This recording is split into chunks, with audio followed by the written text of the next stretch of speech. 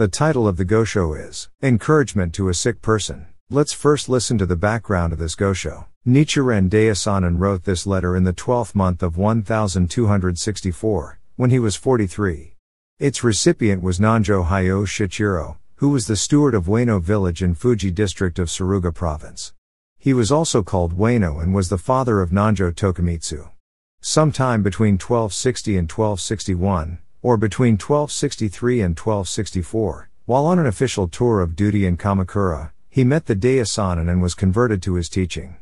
However, it appears from this letter that he still retained a lingering attachment to his earlier belief in the Nembutsu and hesitated to commit himself exclusively to the Lotus Sutra. About 1 month had passed since Tōjō Kagenobu, the steward of Tōjō Village in Awa Province, had attempted to kill the Daishonin at Matsubara in Tojo. The Daishonin had first incurred the enmity of the steward, a confirmed Nembutsu believer, when he proclaimed his teaching in 1253. Enraged, Tōjō had ordered him arrested. The Daishonin had barely managed to escape, and since then he had not been able to return to Awa, his native province. In 1264, however, the year after he had been pardoned from his sentence of exile to Izu and had returned to Kamakura, the Daishonin learned that his mother was seriously ill and went to Awa despite the danger to himself. After praying successfully for her recovery, he remained there and resumed his propagation efforts. On his way to visit a believer named Kudō Yoshitaka, he and his group were attacked by Tōjō Kagenobu and his men at Matsubara. This incident is known as the Komatsubara Persecution. Shortly after this incident, the Daishonin learned that Nanjō Hyōe Shichirō was suffering from a severe illness and wrote this letter to strengthen his faith. In his letter, the Daishonin sets forth the criteria known as the 5 guides for propagation: the teaching, the people's capacity, the time, the country, and the sequence of propagation, factors that one must correctly understand and consider in propagating Buddhism. The Daishonin may have formulated the concept of the 5 guides while in exile on Izu, for they are explained in detail in the teaching, capacity, time, and country, which he wrote during that period. Elaborating on these 5 criteria in the present letter, he emphasizes the supremacy of the Lotus Sutra over all other teachings and encourages Nanjō Shichirō to completely discard his lingering attachment to his former belief in the Nembutsu and to arouse single-minded faith in the mystic law. Then the Daishonin briefly describes the Komatsubara persecution, which had taken place a month earlier, pointing out that he alone has suffered persecution for the sake of the Lotus Sutra exactly as the sutra itself predicts. He therefore declares himself to be the foremost votary of the Lotus Sutra in Japan. Now listen to the Gosho. I have heard that you are suffering from illness. Is this true? The impermanence of this world is such that even the healthy cannot remain forever, let alone those who are ill.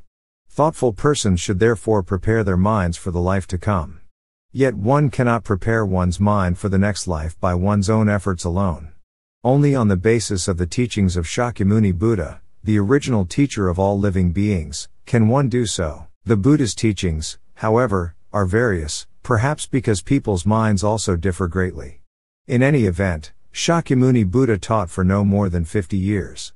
Among the teachings he expounded during the first 40 and more years, we find the Flower Garland Sutra, which says, the mind, the Buddha, and all living beings, these 3 things are without distinction. The Agama Sutras, which set forth the principles of suffering, emptiness, impermanence, and non-self, the Great Collection Sutra, which asserts the interpenetration of the defiled aspect and the pure aspect, the larger Wisdom Sutra, which teaches mutual identification and non-duality, and the 2-volumed, Meditation, and Amita Sutras, which emphasize rebirth in the land of perfect bliss. All of these teachings were expounded specifically for the purpose of saving all living beings in the former, middle, and latter days of the law. Nevertheless, for some reason of his own, the Buddha declared in the Immeasurable Meanings Sutra, preaching the law in various different ways, I made use of the power of expedient means. But in these more than 40 years, I have not yet revealed the truth. Like a parent who has second thoughts about the transfer deed he wrote out earlier, Shakyamuni looked back with regret upon all the sutras he had expounded during the previous 40 and more years, including those that taught rebirth in the land of perfect bliss, and declared that though immeasurable, boundless, inconceivable Asamkhya Kalpas may pass, they will in the end fail to gain unsurpassed enlightenment through these sutras.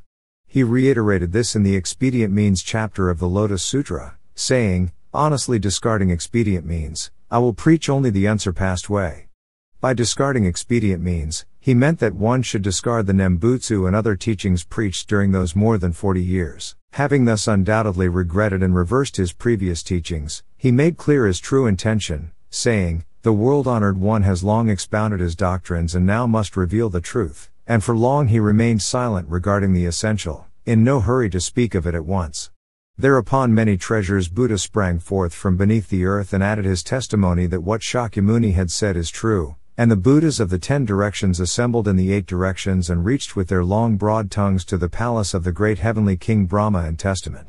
All the beings of the 2 worlds and the 8 groups, who were gathered at the 2 places and the 3 assemblies, without a single exception witnessed this. In light of the above sutra passages, setting aside evil people and non-Buddhists who do not believe in Buddhism, with regard to those who, though Buddhist believers, have devout faith in provisional teachings preached before the Lotus Sutra such as the Nembutsu, and devote themselves to reciting it 10, 100, 1,000, 10,000, or as many as 60,000 times a day without chanting Nam Myoho Renge Kyo even once in the course of 10 or 20 years, are they not like a person who, clinging to the transfer deed already nullified by his parent, refuses to accept its revised version? They may appear to others as well as to themselves to have faith in the Buddha's teachings, but if we go by what the Buddha actually taught, they are unfilial people. This is why the 2nd volume of the Lotus Sutra states, "But now this threefold world is all my domain, and the living beings in it are all my children. Now this place is beset by many pains and trials. I am the only person who can rescue and protect others, but though I teach and instruct them, they do not believe or accept my teachings." This passage means that to us living beings the thus come one Shakyamuni is our parent, our teacher, and our sovereign. Although Amida, medicine master, and other Buddhas are sovereigns to us living beings, they are neither parents nor teachers. Shakyamuni is the only Buddha endowed with all 3 virtues and to whom we owe a profound debt of gratitude. There are parents and parents, yet none of them can equal Shakyamuni Buddha. There are all manner of teachers and sovereigns, but none as admirable as he is. Could those who disobey the teaching of this parent, teacher, and sovereign possibly not be abandoned by the heavenly gods and the earthly deities? They are the most unfilial of all children. It is for this reason that the Buddha said, "Though I teach and instruct them, they do not believe or accept my teachings." Even if they follow the sutras preached before the lotus and practice them for 100, 1,000, 10,000, or 1,000,000 kalpas, if they do not believe in the Lotus Sutra and chant Nam Myoho Renge Kyo even once, they will be unfilial. They will therefore be abandoned by the sacred ones of the 3 existences and the 10 directions, and hated by both the heavenly gods and the earthly deities. This is the first of the 5 guides for propagation. Even those people who commit the 5 cardinal sins, the 10 evil acts, or innumerable other wrongdoings may attain the way if only their faculties are keen. Devdatta and Angulimala represent such people. And even those of dull faculties may attain the way, provided they are free of misdeeds. Shuddhapanthaka is an example. The faculties of ordinary people like ourselves are even duller than those of Shuddhapanthaka. We are unable to discern the colors and shapes of things, as if we had a sheep's eyes. In the vast depths of our greed, anger, and foolishness, we commit the 10 evil acts every day, and though we may not commit the 5 cardinal sins, we also perpetrate offenses similar to these daily. Moreover, every single person is guilty of slander of the law, an offense exceeding even the 10 evil acts or the 5 cardinal sins. Although few people slander the Lotus Sutra with actual words of abuse, there are none who accept it. Some appear to accept the sutra, but their faith in it is not as deep as their faith in the Nembutsu or other teachings. And even those with profound faith do not reproach the enemies of the Lotus Sutra. However great the good causes one may make, or even if one reads and copies the entirety of the Lotus Sutra 1,000 or 10,000 times, or attains the way of perceiving 3,000 realms in a single moment of life, if one fails to denounce the enemies of the Lotus Sutra, it will be impossible to attain the way. To illustrate, it is like the case of someone in the service of the imperial court. Even though he may have served for a decade or 2, if he knows someone to be an enemy of the emperor but neither reports him to the throne nor shows personal animosity toward him, all the merit of his past services will be thereby negated, and he will instead be charged with an offense. You must understand that the people of this age are slanderers of the law. This is the second. The 1,000 years beginning from the day after the Buddha's passing are called the former day of the law, a period when there were many who upheld the precepts, and people attained the way. The 1,000 years of the former day were followed by the middle day of the law, which also lasted 1,000 years. During this period, many people broke the precepts, and few attained the way. The 1,000-year middle day is followed by the 10,000 years of the latter day of the law. During this period, people neither uphold the precepts nor break them, only those without precepts fill the country. Moreover, it is called a defiled age, an age rife with disorder. In an uncorrupted age, called a pure age, wrong is discarded while right is observed, just as crooked timber is planed according to the mark left by a thread stretched straight. During the former and middle days of the law, the 5 impurities began to appear, and in the latter day, they are rampant. They give rise to the great waves of a gale, which not only beat against the shore, but strike each other. The impurity of thought has been such that, as the former and middle days of the law gradually passed, people transmitted insignificant erroneous teachings while destroying the unfathomable correct teaching. It therefore appears that more people have fallen into the evil paths because of errors with respect to Buddhism than because of secular misdeeds. Now the 2,000 years of the former and middle days of the law have passed, and it has been more than 200 years since the latter day began. Now is the time when, because the impurity of thought prevails, more people fall into the evil paths with the intention of creating good causes than they do by committing evil. As for evil acts, even ignorant people, if they recognize them for what they are, may refrain from committing them. This is like extinguishing a fire with water. But people think that good deeds are all equal in their goodness, thus they adhere to lesser good and do not realize that, in doing so, they bring about major evil. Therefore, even when they see sacred structures related to Dengyo, Jikaku, and others that are neglected and in disrepair, they leave them as they are for the simple reason that they are not halls dedicated to the Nembutsu. Instead, they build Nembutsu halls beside those sacred structures, confiscate the lands that have been donated to them, and offer them to the halls they have erected. According to a passage of the Sutra on Resolving Doubts about the middle day of the law, such deeds will bring few benefits. You should understand from the above that even if one performs a good deed, should it be an act of lesser good that destroys great good, it will cause one to fall into the evil paths. The present age coincides with the beginning of the latter day of the law. Gone completely are those people with the capacity to attain enlightenment through either the Hinayana or the provisional Mahayana sutras. There now remain only those whose capacity is suited solely to the true Mahayana sutra. A small boat cannot carry a large rock. Those who are evil or ignorant are like a large rock, while the Hinayana and provisional Mahayana sutras as well as the Nembutsu are like a small boat. If one tries to cure virulent sores with hot spring baths, because the ailment is so serious, such mild treatment will be of no avail. For us in this defiled world of the latter age, embracing the Nembutsu and other teachings is like working rice paddies in winter, it does not suit the time.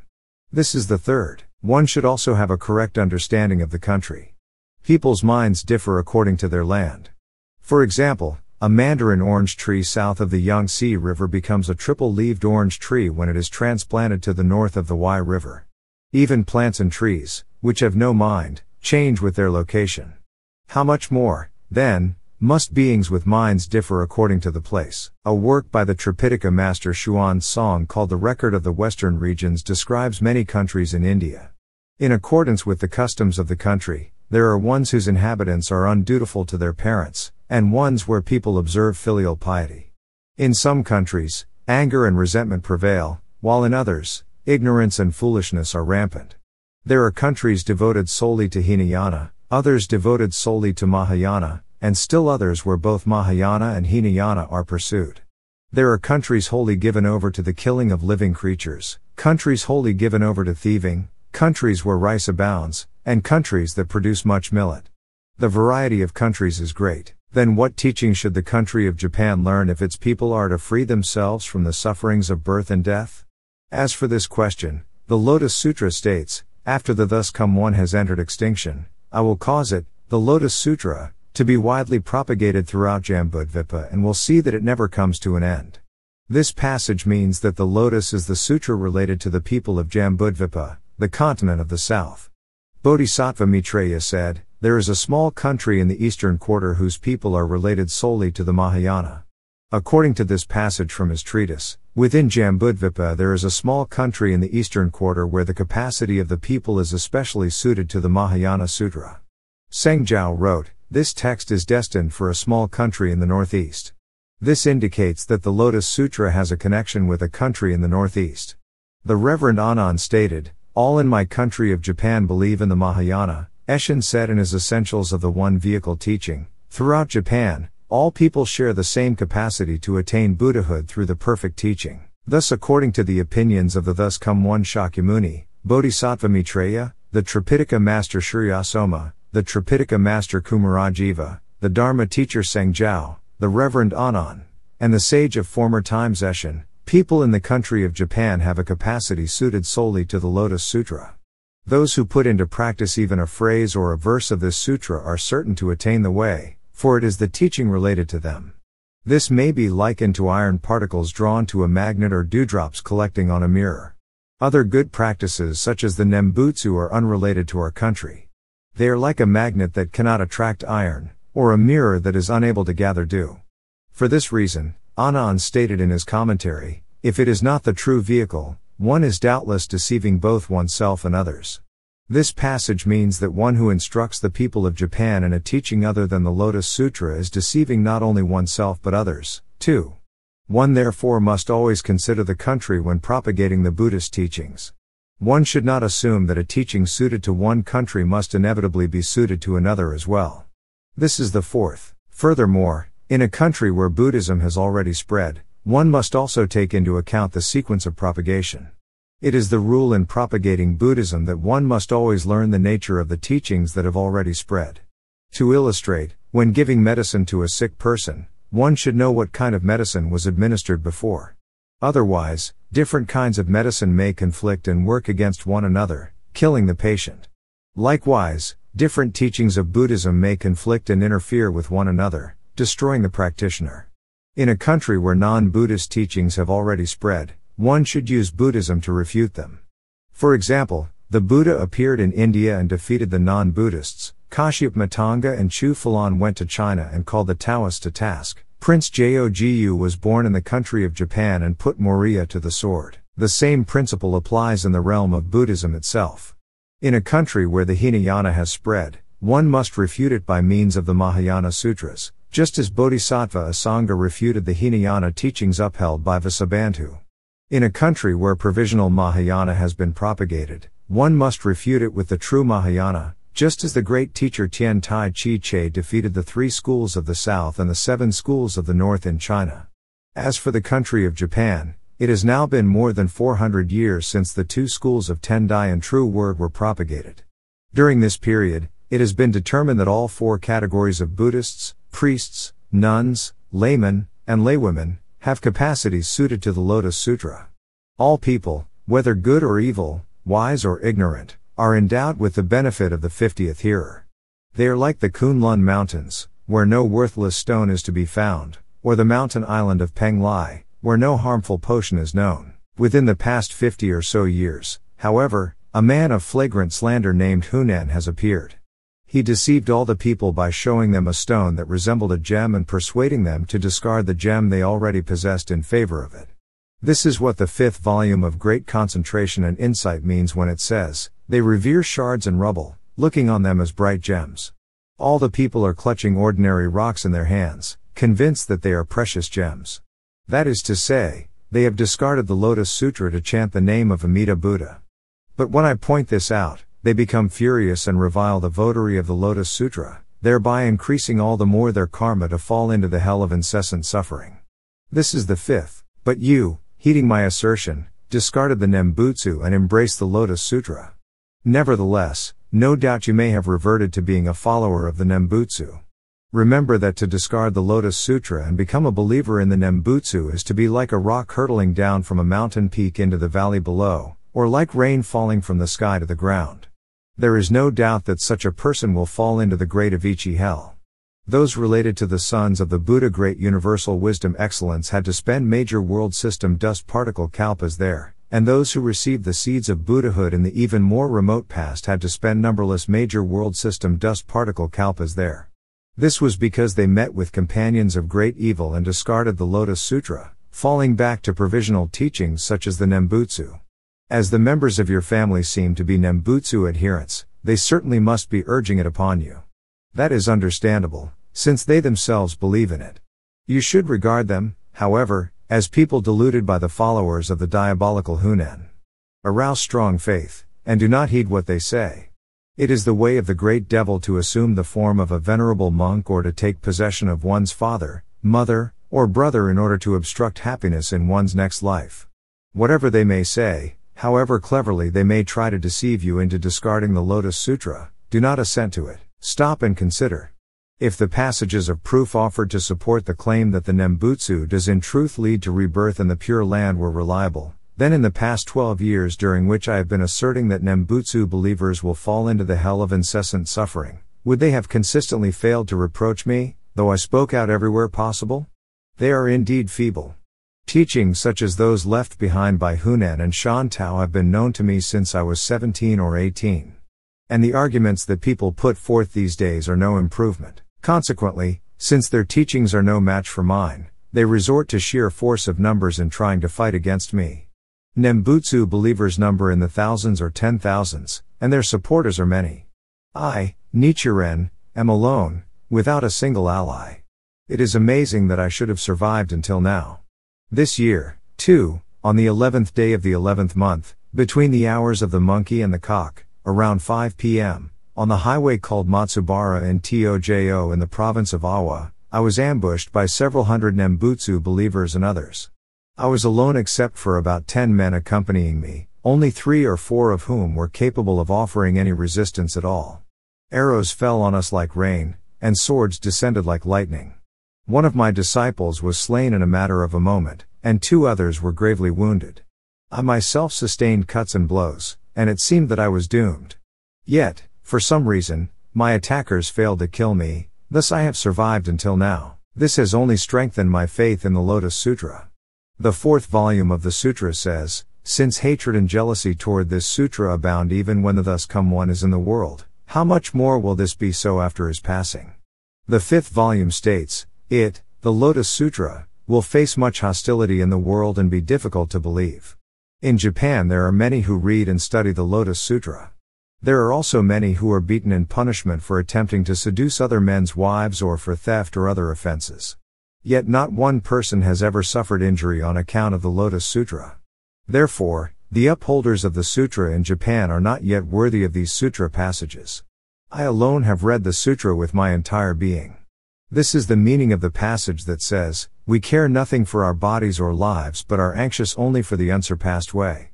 I am therefore the foremost votary of the Lotus Sutra in Japan. Should you depart from this life before I do, you must report to Brahma, Shakra, the 4 heavenly kings, and King Yama. Declare yourself to be a disciple of the priest Nichiren, the foremost votary of the Lotus Sutra in Japan. Then they cannot possibly treat you discourteously.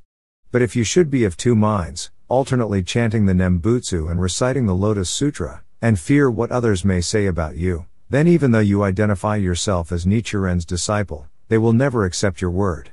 Do not resent me later. Yet since the Lotus Sutra answers one's prayers regarding matters of this life as well, you may still survive your illness.